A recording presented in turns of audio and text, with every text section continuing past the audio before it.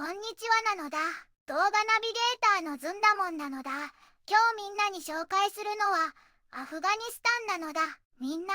油絵ってヨーロッパで生まれたと思ってるでしょ。実はね、世界で一番古い油絵が見つかったのはアフガニスタンなのだ。ヨーロッパで本格的に描かれるようになるずーっと前のものらしいのだ。びっくりなのだ。今日はそんなアフガニスタンのニュースを全部で3つ紹介するのだ。中でも特に注目なのが3つ目のニュースなのだ。IEA、国連に人道問題の政治化回避を要請という記事なのだ。アフガニスタンが国際社会に強く訴えているとっても大切な話だから、ぜひ注目してほしいのだ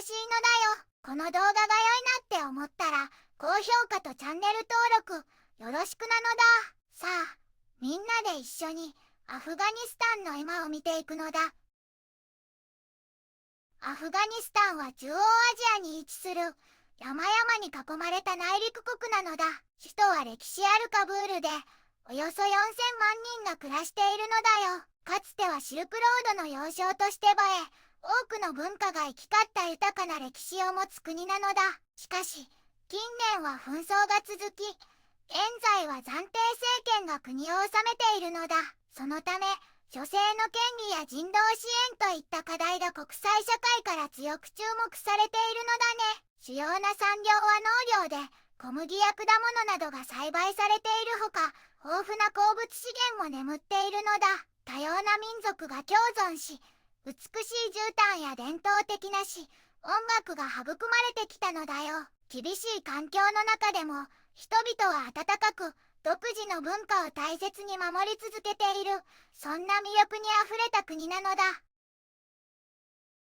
一つ目のニュースなのだ。パキスタン野党憲法改正に反対しデモ行進という記事なのだ。パキスタンでは野党連合が新たな第27次憲法改正に反対して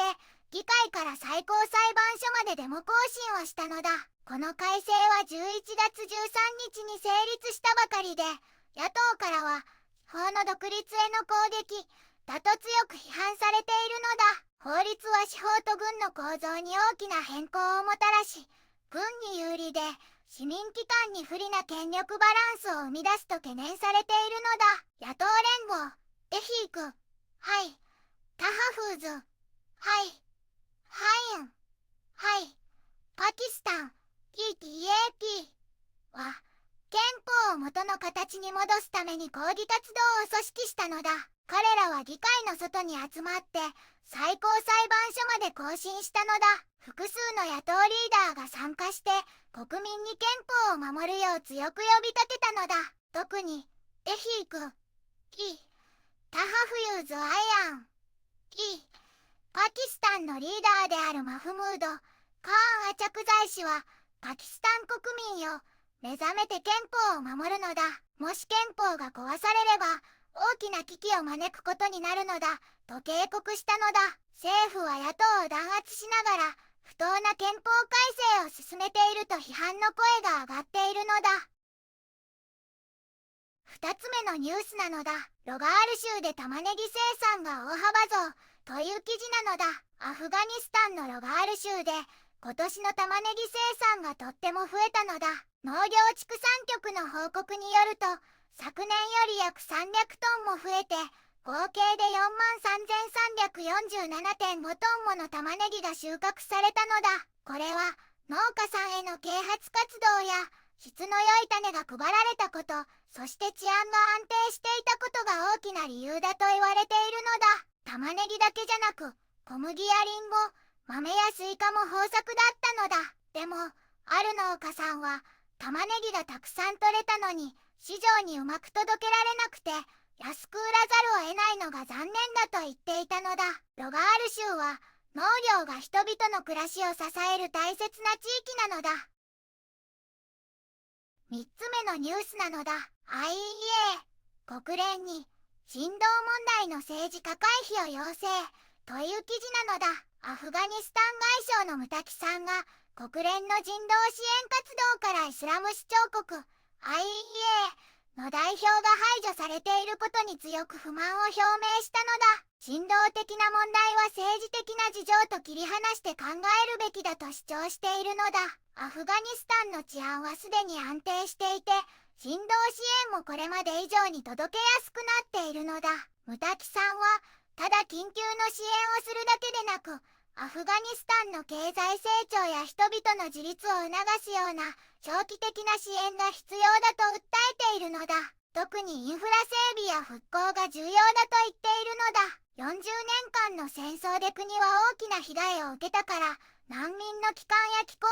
変動への対応、貧困や失業の解消など、多くの課題に直面しているけど、国際的な支援がまだまだ足りていないのだ。一部の国や組織が人道問題を政治的に利用していることを批判しているのだ。アフガニスタンが国連の人道機関で代表権を持てず、国際会議から排除されているのは、まさに政治家の例だと指摘しているのだ。また、冬の厳しい時期に難民を強制的に追い出すような行為は、非人道的だと非難したのだ。だから、ムタキさんは国際機関に対し、人道問題を政治から完全に切り離して、IEA の代表を国連の人道活動にすぐに参加させてほしいと強く求めているのだ。アフガニスタンは豊かな歴史を持つ国なのだ。周辺国の憲法改正問題や国内の農業生産の増加、そして人道支援の政治化回避の訴えなど、様々な動きが見えるのだ。厳しい環境の中でも、人々の温かい暮らしと文化を守るため、国際社会の適切な支援と理解が重要なのだ。